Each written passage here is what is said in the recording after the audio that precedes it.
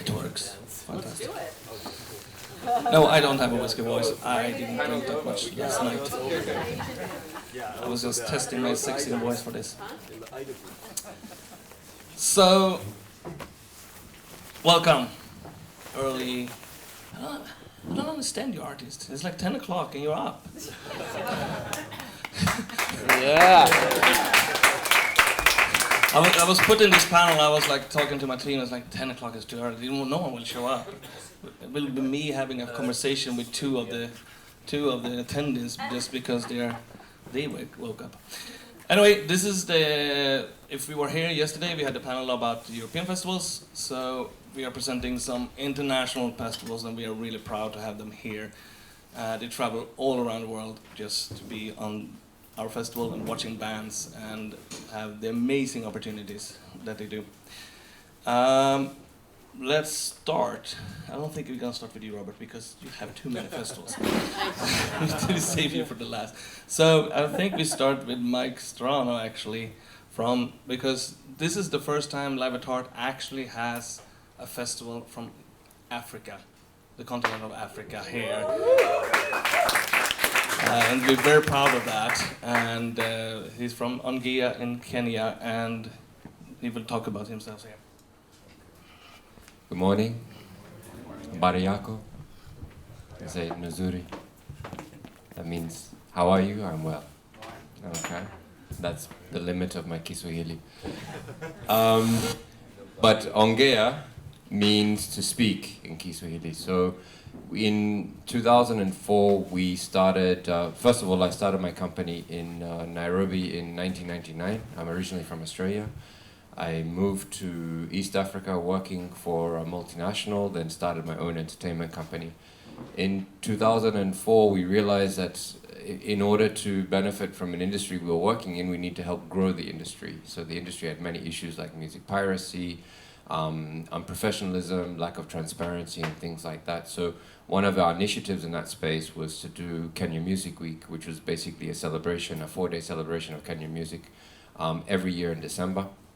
We did it for 10 years, and then we took a break and we rebranded and created ONGEA, which is the Eastern Africa Music Summit. So I think we can just run the video of that and I'll talk after.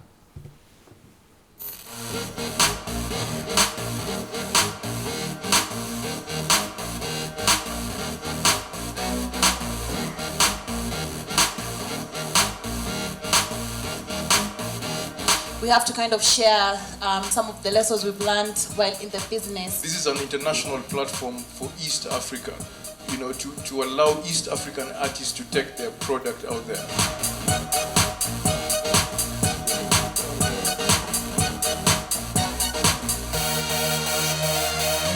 Distribution is strategy. It's just knowing where your client is, where they seated, how do I reach them? And I think in music business, we overthink it. For putting this together every year, I think it's the 13th year now, or 14th, if not more.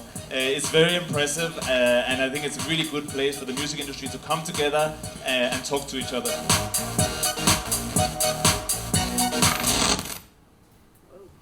Cool. So that was the promo for this edition, the 4th edition. So we're now heading into the 5th edition.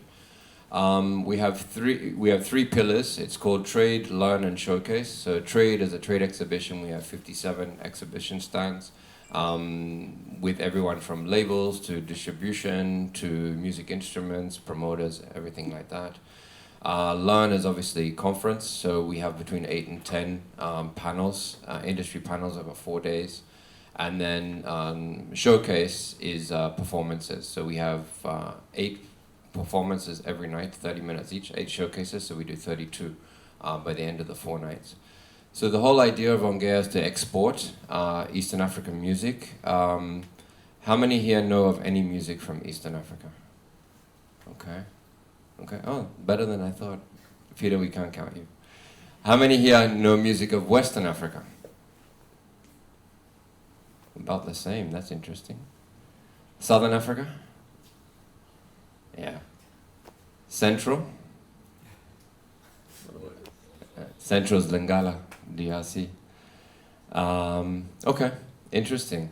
So we feel as Eastern Africa that we're lagging behind Southern and Western. Afrobeat is really big at the moment. It's picking up. You have artists like Davido, Wizkid on international labels, Davido crossing over internationally. So we believe the next sound, global sound coming out of Africa will be from Eastern Africa. Just a little bit of history. There's a music genre in Kenya called Benga. Benga is the root of Mbira from Southern Africa and Lingala from Central Africa. So the sub-Saharan music industry of Africa was actually based in Nairobi. Polygram used to be there years and years and years ago. And because of apartheid in South Africa, a lot of the majors were based in Nairobi. But when music piracy hit with the cassette tape, because there used to be a vinyl plant and everything, so basically music piracy killed the industry from the late 70s to where it is today, and then also poor choices by governments and presidents since then as well. So we're trying to come back as an industry, so this gives us a platform to do that. So what we do is we invite some festival bookers in. We call it the ONGEA deal, so let me pitch the deal now. For any other festivals, the ONGEA deal is you have an all expenses paid working holiday in February. We take you on a safari and talk to Peter, he can give great references. You come and meet great people, an emerging industry. All we would like from you in return is you pick at least one of our acts to perform on your stage and you cover those expenses, okay? So that's what we're looking at. So obviously the other upside for yourself is to now be introduced to a new market. Peter also brought Ade with him as well. So we are open to other acts coming in, but we would like it in the context of a collaboration so that we can still export something together. Okay, thank you for your time.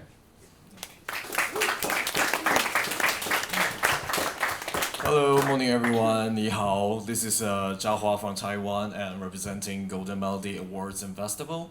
So we call it GMA nowadays, and the whole idea of the events started from the Golden Melody Awards, which is its 30th anniversary this year. So this is a quite long history. Not very long, but it's a 30 years history of music awards, and it's for Mandarin or Chinese pop music. But this music awards is the most important one, and you can say it's maybe the Chinese version of Grammys among the whole Chinese speaking community in the world. Like that includes mainland China, Taiwan, Singapore, Malaysia, or other like Chinese people around the world. They can apply for this and they desire for these awards. So this awards has already built up a very good reputation among the music industry. So we started 6 years ago to have the Golden Melody Festival.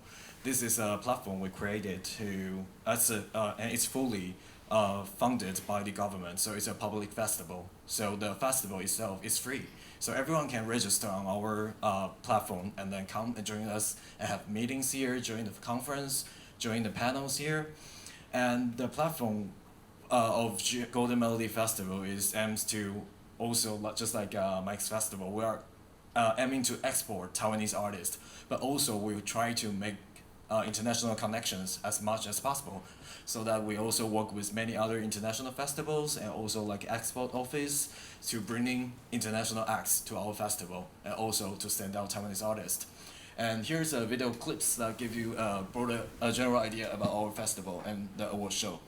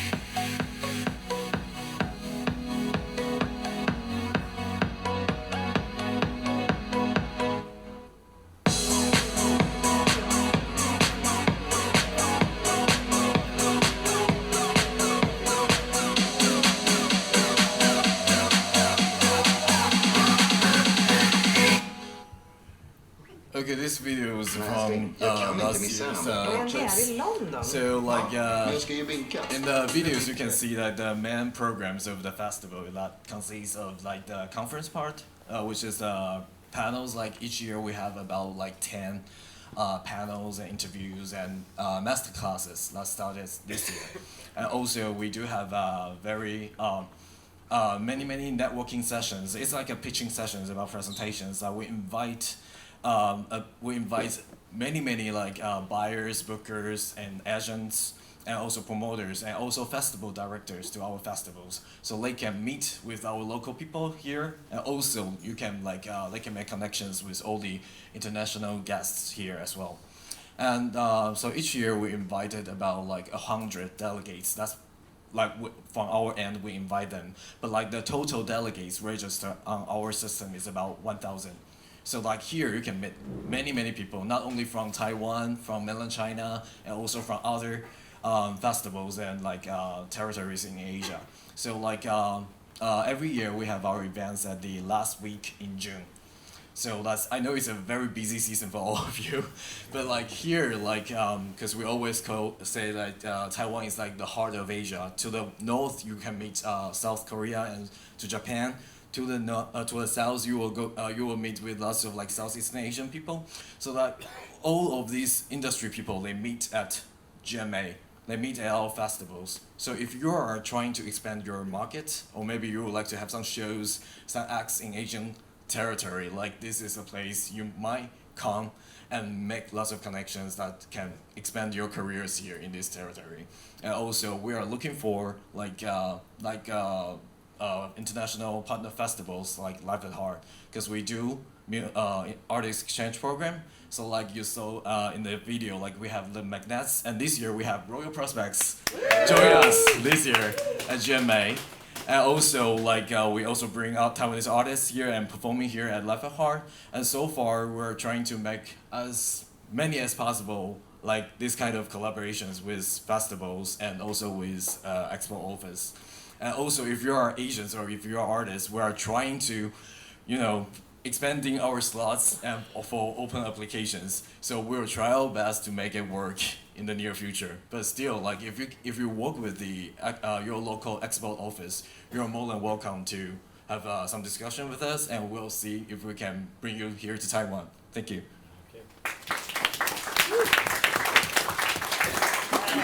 Hi. Hi, everybody. Live at Heart 2019, right? Yeah. Let me hear it. Come on. Let me hear it. Come on. How excited are we? All right. Thank you all for coming out so early.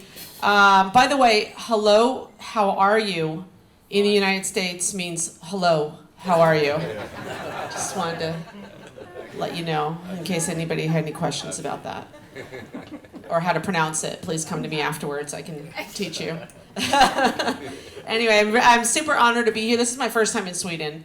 And thanks to Peter and the team for bringing me out. My name's Allie, and I book my largest festival. It's called Moogfest. It's in Durham, North Carolina. And it was created... Hey. And it was created 15 years ago by the guy. If anybody plays Moog synthesizer, anybody play the synthesizer here? Moog, whatever you want to say. Well, I got a few hands. Anybody ever touched it? Okay. Anyway, it's a pretty big deal.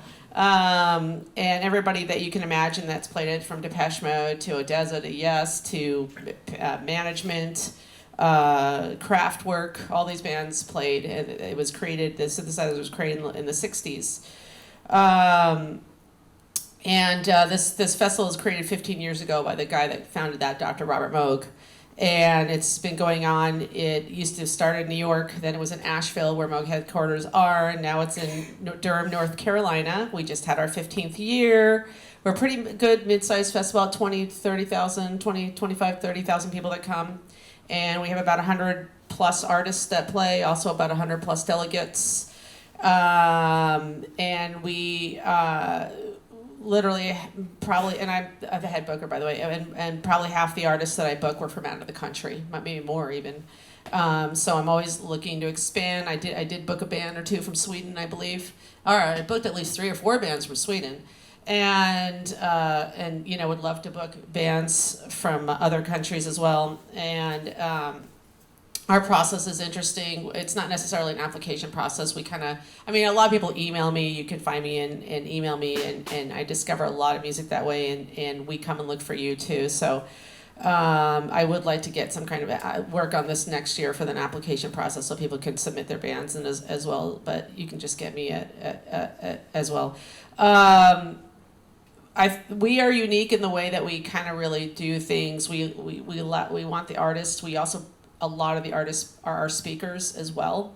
So when we put in an artist and we also have them talk, and it is a different kind of way. It's not necessarily panels like that. There's our few panels, but we do a lot of workshops and discussions, demonstrations.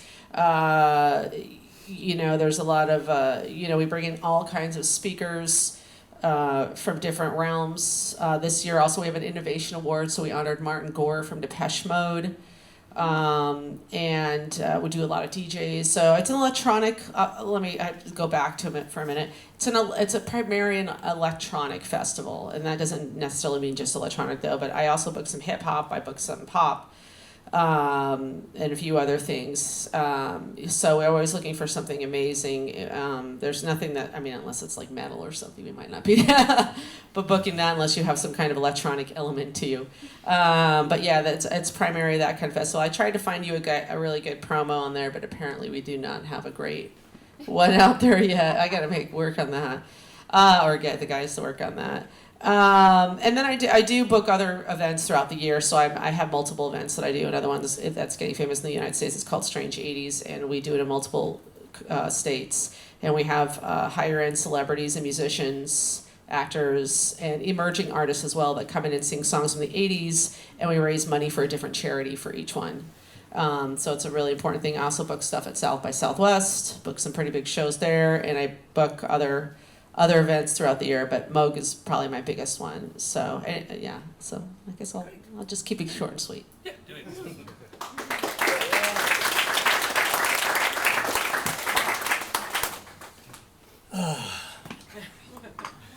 Good morning. My name is David Silbaugh. I'm with a festival in Milwaukee, Wisconsin called Summerfest. I didn't know there was going to be a video presentation. I know we have... Huh? It's not, they've just added stuff. Oh, okay. I know we have a highlight reel that is probably living on our website. I don't know. I haven't been to our website in a while. Because I really haven't had any need to be. We found one a few minutes ago, but that's like 11 minutes long or something. Yeah, let's watch 2 minutes of it. Oh, you want to do that now? Yeah, all right. If you want, it's up there.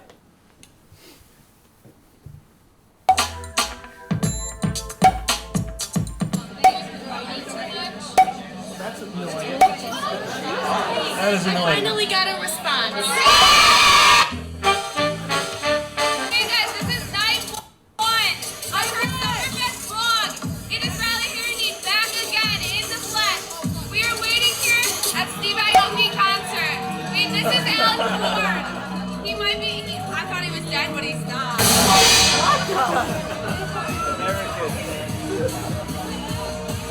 Okay, I've seen enough.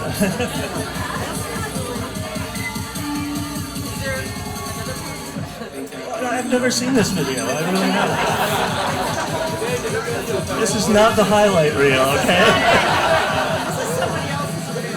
Yeah, this is some fan stuff, I guess. I don't know.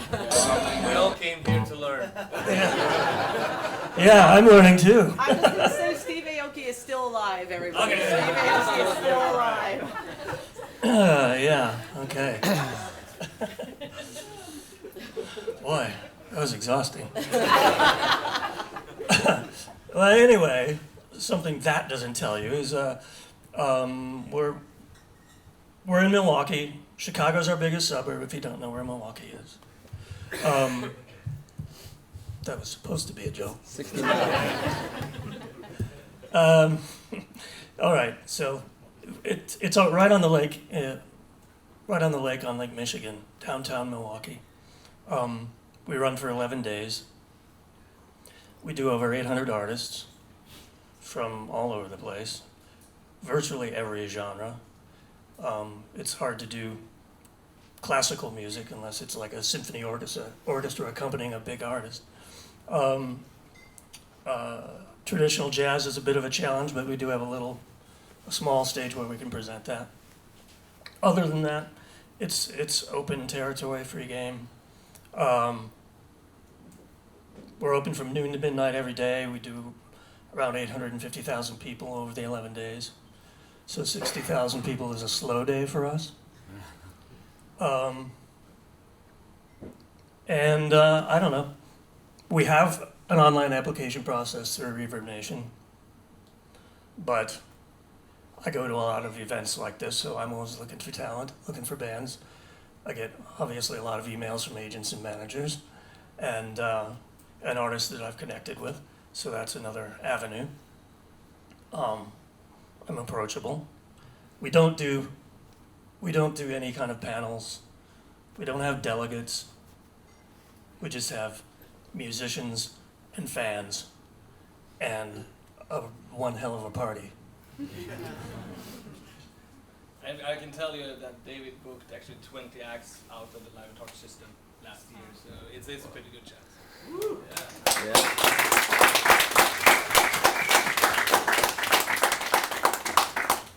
So hi everybody, good morning. Thanks Peter and Live at Heart, 10th year anniversary here. It's great. I've been to a few of them, love it. I'm Robert Singerman, and I'm on the festival panel, but I'm more of a conference guy. I mean, I love festivals and go to a few of them, but the conferences and festivals that I work with, I'm partners in Sync Summit, which is the only synchronization-focused conference pretty much in the world. New York, LA, there's one in Nashville coming up.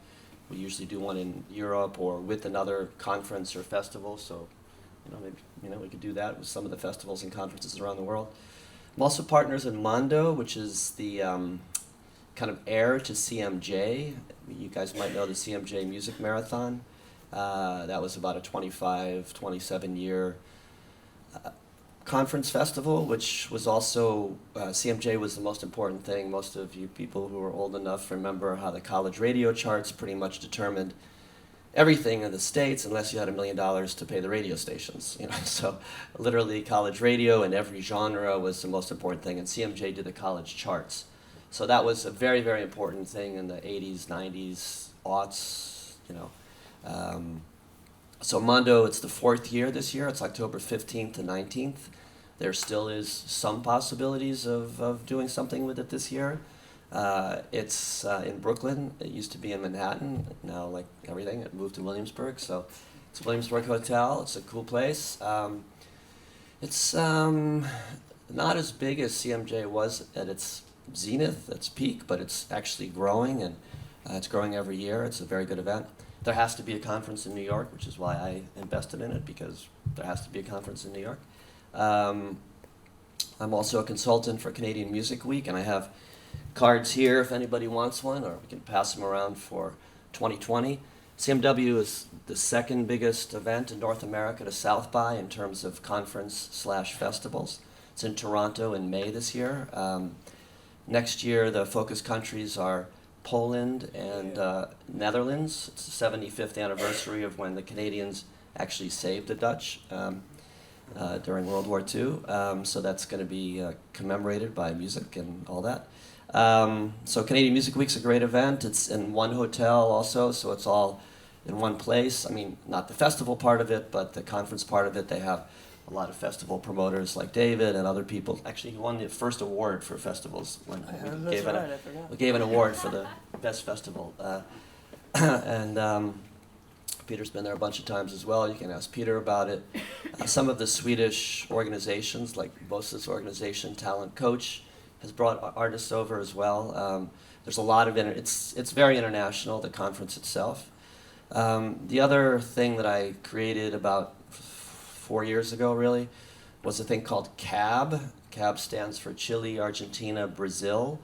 And the CAB website is CAB MTMT, Music Trade Mission Tour, because the idea was that I routed conferences like this event, actually. Some of them are bigger, some of them are maybe even, one of them last year was actually really small. In Peru, it was the first year. Last year we did 5 countries. The Galapagos Islands, music and environment, so it was more of in a way, music activism event. It was amazing. Small, but really intense. great scientists speaking about the plastics in the water, etc.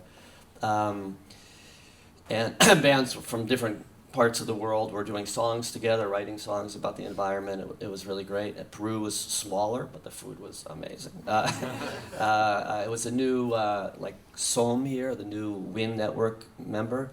Then there's 2 events in Chile, Pulsar, which is the 15th, 16th year, I think, it's supported by the STIM of Chile. It's called SCD, the PRO down there. It's more of a business to consumer event than the other ones. Every single music business, whether it's a record store or a school, or they have booths, maybe a little bit like Mike's event. I haven't been there yet, but so there's consumers that come, and there's a lot of great Chilean groups, but also international groups. And the part of Music Trade Mission Tour is kind of the most important part, because we've had trade missions every year. So for gringos like me, you know, to bring 50 other of my friends, gringos, from the different countries to South America to meet the partners. We all know that right now we're living in a global music business because of Spotify and Deezer and YouTube. Music has gone much more global. And the reason I do all this stuff is because my own personal mission is giving music subtitles. The YouTube closed captioning came from me, pretty much. So that gets me personally around to Chile and to Argentina and to Brazil to meet everybody. I did that because I was an export officer for European Music Office, French Music Export Office, and Brazil. So I'm, I think, the only person who's represented different countries for export. So this tour is actually so that we artists or managers or professionals can actually meet our potential collaborators or current collaborators in South America. Brazil is 15% of the South American market, Argentina is 10%, Chile's 5%. That adds up to 30% of the South American market, which if you look at your Spotify numbers or whatever, you know, your analytics, that's a pretty huge part of the world. And once we overcome the language barrier, which we're working on, the YouTube closed captionings, for example, but next year lyric translations are going to be on Spotify, on Deezer, on everything. So then the people there can actually understand our English, whether it's a punk rock song or a metal song or whatever, and we can understand their languages. So it makes for a much better world, you know, more equilibrium. We'll talk about that a little bit on the 4 o'clock panel that Ali and I are on, and some other people, about the future of music, where things are going. But if anybody's interested in South America or New York or Canada or synchronizations, I have information about all of them. And I go to conferences pretty much all year round. I think Peter travels a little more than me, but whatever. But we're pretty close, so I go to 30, 40, 50 conferences a year, so I know a lot about, you know, a lot of them. So I'm happy to talk about other conferences as well that I don't work with, because I'm friends with all of them. I love the GMAs, for example. That was fantastic, you know, it was great. Been there twice. So anyway, thank you. If you want to talk about let me finish the other conferences. So there's 2 in Chile, Pulsar, which is a big one. Fluvial is much smaller, but excellent, in Valdivia. Then there's one in Buenos Aires, which 2 years it was sponsored by the city. We did our own event there, because the city one was a little bit too bureaucratic and kind of screwed up, frankly. But ours was great, so we did our own thing with a bunch of Argentinian professionals. And then the big one is SIM in Sao Paulo, SIM Sao Paulo. SIM means yes. It's about 4,000 delegates or something. It's the biggest event in Brazil. It's a festival as well. So is all of these have live music. Even Sync Summit has live music. And then this year, the SOM of Brazil is called ABMI, the Brazilian Independent Music Organization, is adding one in Rio. So there's going to be Sao Paulo and Rio, because those are the 2 centers of music in Brazil, although there's amazing music in Bahia and Porto Alegre. Brazil is a very big country, so there's different provincial centers, but those are kind of the business centers of music in Brazil. So if Sweden ever wants to have a trade mission to South America, you know, it's better than going, you know, to Chile one year and Brazil another year. And it's also amazing because the 50 gringos I bring or whatever, the people that come obviously are doing business together. Australia's had a trade mission every year. They're adding, this is the 4th year.